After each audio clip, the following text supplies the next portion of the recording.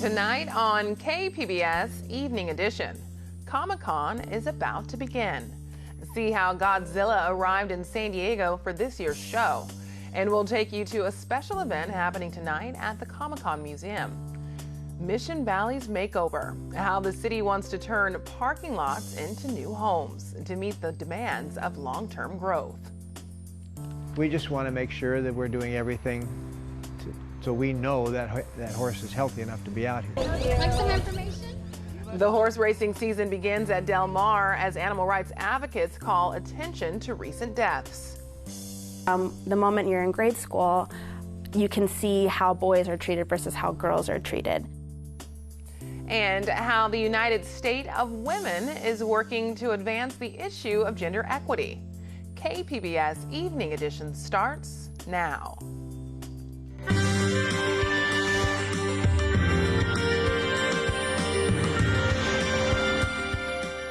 Good evening. It's Wednesday, July 17th. Thanks for joining us. I'm Ebony Monet. One of San Diego's biggest events, Comic-Con, officially starts tomorrow. And for a select few, the fun begins tonight. This is what it looks like downtown near the convention center. Hotels, restaurants, and trolleys are transformed with ads for this year's event. 130,000 people are expected, and some will have a chance to attend a special preview event tonight. It's also a big night for the Comic-Con Museum. KPBS reporter Matt Hoffman is in Balboa Park with a special event happening tonight. Matt? Yeah, Ebony, tonight is preview night for Comic-Con at the Convention Center downtown. But if you don't have a badge, you can come out here to the Comic-Con Museum in Balboa Park. They got a black carpet out here. Tonight is a big night for them. They're going to be inducting Batman into the Hall of Fame. And we had a chance earlier to see what it looked like inside that museum. Check this stuff out. Pretty cool. This is what will be open to the public starting tomorrow. It's going to be open through Sunday. Now, this is dubbed the Batman Experience, and it's a celebration of 80 years of the Dark Knight. Batman is the first member of the Comic-Con Hall of Fame. Comic-Con says this is one of the largest exhibit of Batman comics, arts, props, costume, and vehicles ever assembled. Now, some of these items have never been shown to the public before, and they look pretty sweet. There's literally 3 levels inside this museum, and it's all open for free starting tomorrow. Organizers say this isn't just a museum, it's an experience, and it will be a taste of what's to come once this museum is opened full-time in 2021. Now, most people in San Diego don't have badges for Comic-Con, so if you're looking for a way to experience it, this museum is a great way to do it. This is that opportunity for the broader public that maybe has not been able to get to Comic-Con to come and get a taste of what it's all about. So in terms of the highlights, I'd like to say the whole thing is a highlight. We've got 68,000 square feet of activated space here and some really cool things. And actually for me, one of the things I'd like people to do is to take it as a whole to explore all the different dimensions of what we want the Comic-Con Museum to be. Yeah, guys, back out here live. Just take a look at the scene out here. This fundraiser is starting at 5 o'clock.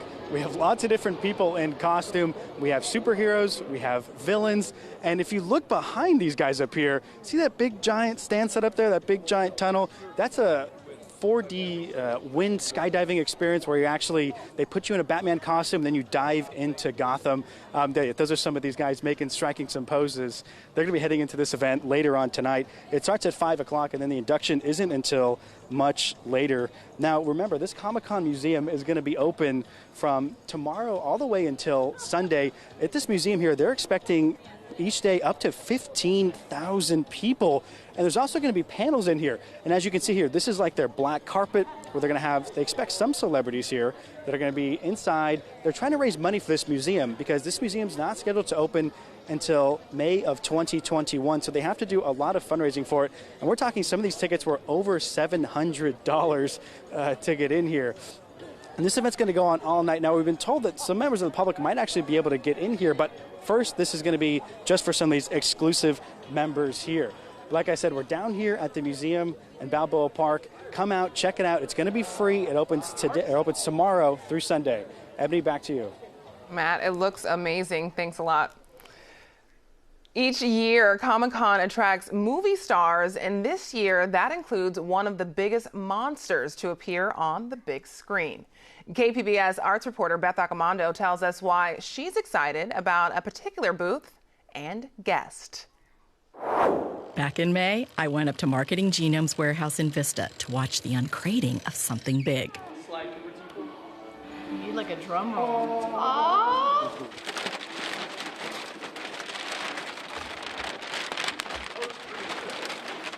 That was awesome. That was one of the first things we've had to come in like that. Something, a little bit secret, very unique. Derek Andreas Lemke was one of the employees on hand to uncrate Godzilla.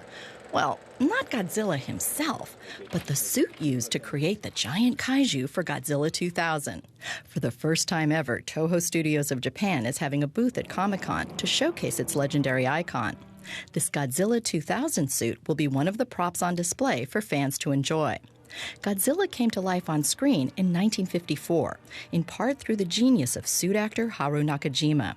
So to see one of the more recent suits that was actually used in a film is a thrill for a fan like me. You don't understand the nerdiness that's going on right now. I even got to see the buckles and zipper in the suit that allow the actor to be placed inside. The zipper at Godzilla, oh my God. When I visited Comic-Con yesterday, press was not yet allowed on the floor to see the booths going up. So right now, we're not even allowed to take pictures. They like to announce that over the intercoms a bunch, but we're putting all the booths up, getting all the final touches together, getting everything cleaned and polished. This is an early concept design of the booth Marketing Genome is building for Toho, and they only got to start working on it on Monday. It's controlled chaos, lots of no running being yelled. Tonight, Godzilla 2000 will be joined by additional props and even his American counterpart on the dealer's floor at Comic-Con. I'll be back tomorrow to show you what it all looks like and how a 65-year-old cinema legend is rebranding for a global market. Beth Accomando, KPBS News. You can find more of our Comic-Con stories at kpbs.org. Beth Accomando has her recommendations for this year's panels, and you can also watch an interview with Comic-Con spokesman David Glancer. Well, today kicked off the 80th season of horse racing at the Del Mar Fairgrounds. Opening day draws a crowd of thousands of people. KPBS reporter Lynn Walsh says animal activists were there, too, to make a statement. Like some information? Leave us alone. Around 30 protesters greeted spectators almost immediately as they walked in, holding signs and passing out flyers. Ellen Erickson, a local animal activist, organized the group. She says she's been protesting horse racing for years at Del Mar. Her goal, she says, is to end horse racing altogether. It's archaic, it's cruel, it's outdated. There are other forms of entertainment, and if people want to gamble, they can go to the casino. Last year, 9 horses died while racing at Del Mar, a decrease from previous years where the track saw 12 horses die in 2017 and 23 in 2016. At the track in Santa Anita, east of Los Angeles, 30 horses died this year. Erickson says she's protesting to make sure people know about these deaths. And we're out here for the horses. Someone has to tell the truth about really what goes on at racetracks. Del Mar Thoroughbred CEO Joe Harper says they have been working hard to make sure what happened at Santa Anita does not happen in San Diego. They made improvements to the track, including rebanking turns and rehabbing the dirt.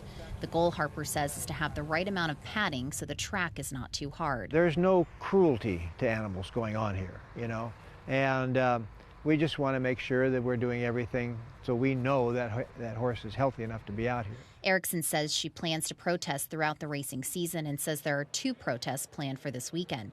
Spectators say they come for the atmosphere and excitement opening day brings, and they could do without the protests. In my opinion, they don't need to be here. The horse industry is doing everything they can. These horses are very valuable to them, and they will do everything they can to save the horses. I didn't like it. I wish they'd put their politics outside of an event like this. It kind of like belittles it a little bit, and I would rather have it somewhere else.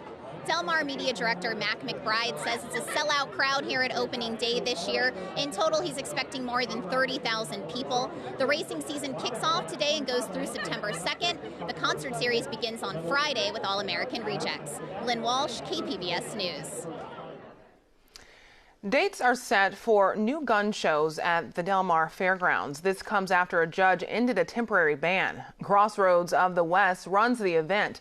Today, it announced new shows for late September and mid-December. The company sued the Fairgrounds board after it voted to suspend gun shows. Last month, a judge ordered the board must allow the shows until a final ruling is issued.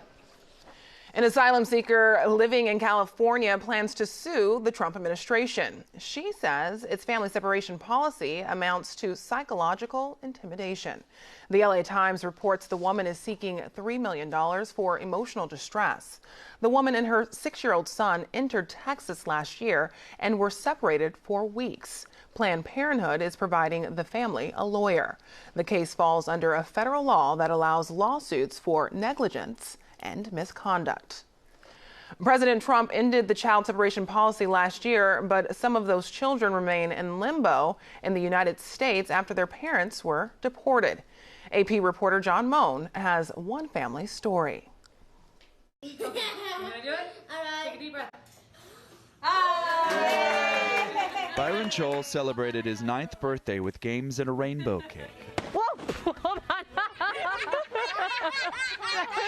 But missing from the festivities, his family.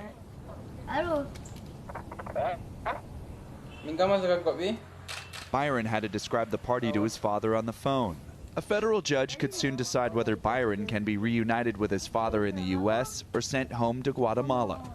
The 9-year-old hasn't seen his family in more than a year after he and his father were caught crossing into the United States illegally in May of 2018 at the height of the Trump administration's zero-tolerance immigration policy. Yes, if they told me sign this and your son would stay here, I would have never signed it. Then we were separated. They snatched him from my hands. Joel says Border Patrol agents told him if he sought asylum, he'd be separated from his son, who would be given up for adoption. So he signed a document, thinking they'd be deported together. His final words to his son: I don't know what's going to happen, but don't lose the sense that we're your parents. Your mom is in Guatemala. I am here. Only Joel was sent back to the remote village, the place he fled with his oldest son, paying smugglers $6,000 to escape a gang. Byron was taken to a child facility outside of Houston. A month later, a federal judge ordered a halt to family separations, but by then, more than 400 parents had already been deported without their kids, including David Joel. What we're doing isn't political. This is just human. Matthew and Holly Sewell heard about Byron through a human rights lawyer who had taken up the case. Since Byron had no relatives in the U.S., it took months of legal wrangling before the Sewells could become his sponsors. And really the answer is because we've made promises to this family. We've grown to have a relationship with this family. We want to keep to our word with this family. After 11 months in detention, Byron arrived at the Sewells' Central Texas home with a broken leg, along with less visible wounds. I think we've seen some of the coping through his defense mechanisms that have come to play. I mean, there's some definite trauma there. With Post-it notes in Spanish and English, the Sewells are helping Byron piece together what it means to be a kid again. Thousands of miles away, David Joel is waiting to hear if he'll be allowed to re-enter the U.S. and seek asylum on the basis he was denied a fair chance last year. We love him a lot, and we've missed him. We have always missed him. We just love him very much. A message he hopes to deliver soon, in person. John Moan, Associated Press, Buda, Texas. He made billions sending illegal drugs into the U.S. Now the cartel leader, known as El Chapo, will spend the rest of his life in an American prison. Camila Burnell has details on today's sentencing. It's what authorities are calling the end of Joaquin El Chapo Guzman. It is the end of the line, and it is a reality that he will not be able to escape.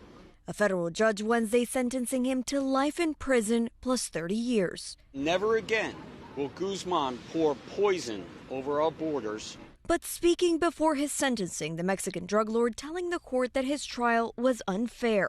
He spoke in Spanish for about 10 minutes and said his time in prison in New York has been torture, physically, emotionally, and mentally. He said to me from day one, I just want a fair trial. El Chapo is expected to serve out his sentence in the nation's most secure federal prison in Florence, Colorado, where he will likely never be able to see his wife, who supported him during the trial in Brooklyn. You can bury Joaquin Guzman under tons of steel in Colorado and make him disappear, but you're never going to remove the stink from this verdict. But authorities point to Guzman's conviction. In February, he was found guilty of 10 counts, including engaging in continuing criminal enterprise and drug trafficking. The world has now been rid of the brutality of the Sinaloa cartel. Camila Bernal, KPBS News. A nearly 20-year lawsuit over the use of lead paint in California is over. San Diego will receive $15 million in its share of a settlement with Sherwin-Williams and 2 other companies. The companies made lead paint that was used to paint homes in the city. The settlement money will be used to remove the lead paint from the homes. San Diego is one of several California cities involved in the case.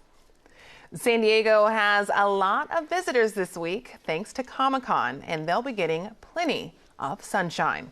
Paul Williams has tonight's forecast. Well, overall, we're looking at pretty much a clear weather pattern. That's going to continue to be the case for you. I'm AccuWeather meteorologist Paul Williams with a look at your forecast. And as you take a look at your KPBS forecast, we're staying very clear for us in Oceanside towards Ramon as well as towards Alpine. Generally speaking, we're not seeing much in the way of activity throughout the area as a whole, widening the view of things. We're staying bone dry throughout the entire Southwest. That's just simply been the pattern, plain and simple. And it continues to be so for a good portion of our neck of the woods. Now, as far as tonight is concerned, we're not expecting any kind of precipitation, although we would long for some to a certain degree. We'll drop to about 63 degrees with partly cloudy skies, winds staying relatively light at about 5 to 8 miles per hour throughout the overnight period. But we'll have a few scattered clouds in place. Taking a look at San Diego County, Oceanside, 61 degrees with scattered cloud cover in place for us. We are going to drop to about 57 at Mount Laguna with mainly clear skies. We're going to drop down to 63 degrees and mainly clear skies in San Diego. For Thursday, it's going to be seasonably hot. I mean, typical July kind of heat, but it will be cooler right along the coast for us. But bearing that in mind, we're looking for a mixture of things to kind of change as you move a little bit further inland. Yeah, it becomes very warm very rapidly. We're looking for San Diego County, lots of sunshine in Oceanside and 75 for the high, and Borrego Springs, we're going to push it up to about 106 for the high. Ramona will push it up to about 88, and then El Cajon, we're looking for 87 degrees with lots of sunshine. Late in the work week, we're looking for it to continue to stay relatively nice for us along the coast as it heats up everywhere else throughout the rest of the country with those thunderstorms and the remnants of Barry causing problems. Okay, here's a look at the extended forecast for the coast for Thursday, 75 and staying in the mid-70s for the next few days with a mixture of partly to mostly clear skies and on the coast. And now, as far as what we're expecting inland, we'll stay in the lower 80s, mostly sunny on Friday, sunny on Saturday, partly sunny on Sunday, and 84 degrees inland. And as far as the desert is concerned, up to 106 on Thursday, down to 104 on Friday, 106 on Sunday. Monday, 104 degrees with partial sunshine. I'm AccuWeather meteorologist Paul Williams with your KPBS forecast. The concept of gender equity is gaining attention. Major athletes such as Serena Williams and Megan Rapinoe have used their platforms to bring it to the forefront. And now the United States of Women is a national organization with the mission to break down the barriers that hold women back. I'm joined now by a San Diego ambassador, Judith Howe. Welcome. Thank you for having me here today. So what exactly is United States of Women? So United States of Women was actually formed during the Obama administration on the White House Council for Women and Girls.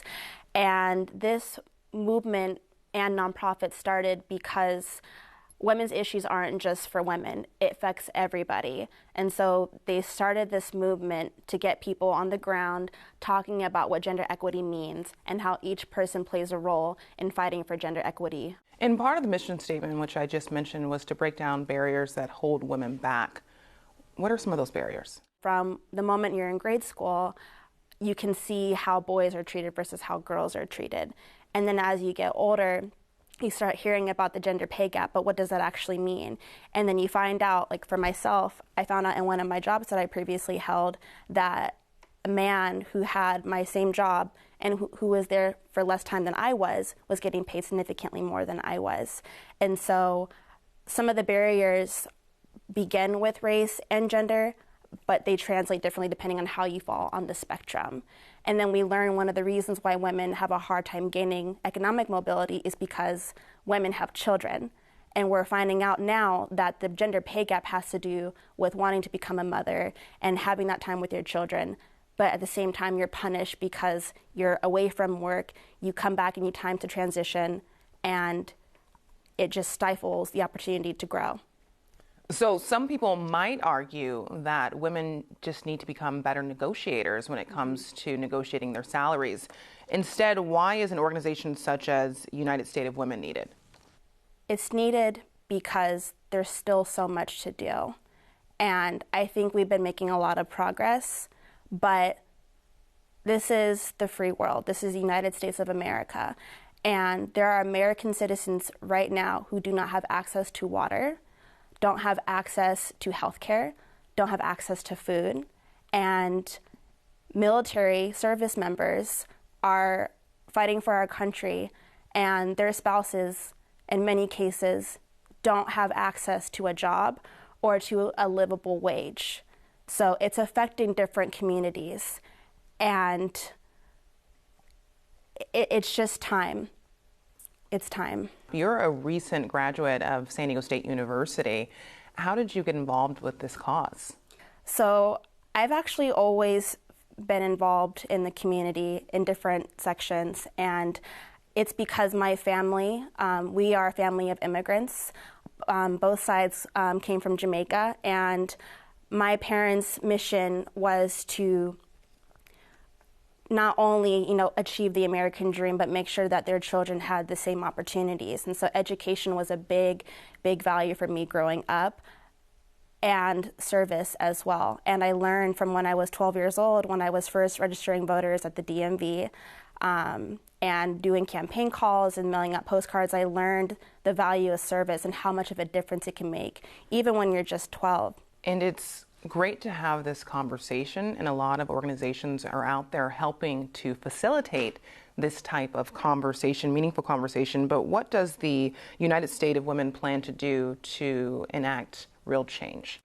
So our mission it's very simple. It's connecting, convening, and amplifying. So we connect through social media and through an online presence, and having a base of supporters actively communicating throughout the week, throughout the month, and then convening. So we eventually all meet in person. There are events that we call Galvanize, and that's where we try to bring in all stakeholders, different supporters, volunteers in one room to talk about gender equity and what are the next steps, and then amplify. So amplifying all voices, all movements that need attention right now. So connect, convene, amplify. Thank you so much. Thank you. I'm Judy Woodruff. Tonight on the NewsHour, as President Trump stands by his attacks against 4 Congresswomen, unpacking the painful history behind his words. Coming up at 7 after Evening Edition on KPBS. Pedestrian friendly with more housing. The San Diego City Council is moving forward with its long-term plan for growth in Mission Valley. KPBS Metro reporter Andrew Bowen says part of the plan is found in parking lots. When you hear Mission Valley, what do you think of? Shopping, hotels, maybe traffic? It's not exactly a pedestrian paradise, but that's the vision put forth in the Mission Valley Community Plan Update. Big parking lots could become compact, walkable villages designed around people instead of cars. We're at the Rio Vista Shopping Center, and as you can see, this is a pretty typical land use for Mission Valley, right? It is a massive, underutilized surface parking lot. Jonathan Frankel chairs the Mission Valley Community Planning Group. He says the neighborhood can grow sustainably by improving the pedestrian and bike experience and access to the trolley. In Mission Valley, we realize that we are very well suited to welcome new neighbors, and we're planning planning almost 28,000 new housing units in Mission Valley. It's a substantial commitment to an increased housing supply, and we know that's going to go a long way to solving the city's existing housing crisis. The San Diego River also has a new role in the plan. Frankel says the river isn't very visible, and too many in San Diego don't even know it exists. A lot of our buildings in Mission Valley, right, turn their back on the river, and so you're staring at the back of a parking lot or the back of a building. And what the plan really seeks to do is to activate those spaces and to really incorporate the river as a treasured asset instead of an afterthought that's buried behind a building. The Mission Valley Community Plan update is expected to get a final vote at the full city council in September. Andrew Bowen, KPBS News. Now here's a recap of tonight's top stories. Comic-Con events begin tonight in San Diego. The Comic-Con Museum is hosting a special VIP reception at Balboa Park. At the Convention Center, a smaller preview night will be held. Comic-Con officially begins tomorrow and lasts through Sunday. San Diego and other California cities are part of a major settlement over lead paint. Sherwin-Williams and 2 other companies have agreed to settle a case that goes back nearly 20 years. San Diego will receive $15 million. The money will be used to remove lead from houses where the paint was used. The drug cartel leader known as El Chapo has been sentenced to life in prison. Joaquin Guzman appeared at today's hearing in New York, where he claimed his trial was unfair. Guzman is expected to serve his sentence at a federal prison in Colorado. You can find tonight's stories on our website, kpbs.org/evening edition. Thanks for joining us. Have a great night.